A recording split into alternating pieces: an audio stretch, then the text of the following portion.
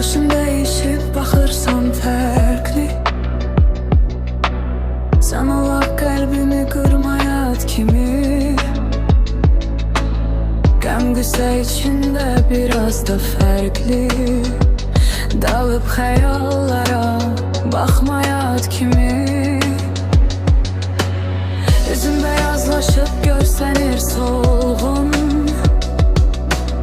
Biraz da halsızsan, biraz da yorğun. Baxaraq üzümə, sən oğrun oğrun. Ürkəkcə qarşıma, çıxmayat kimi. Anlaya bilmirəm, nədən bu qədər.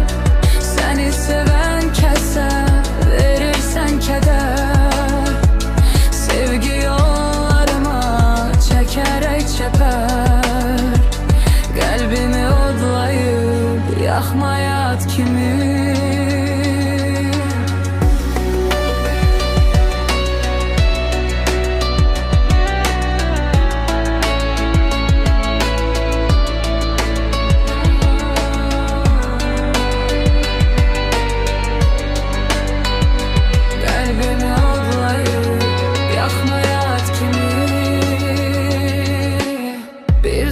Sevgiden, eşkten danışan,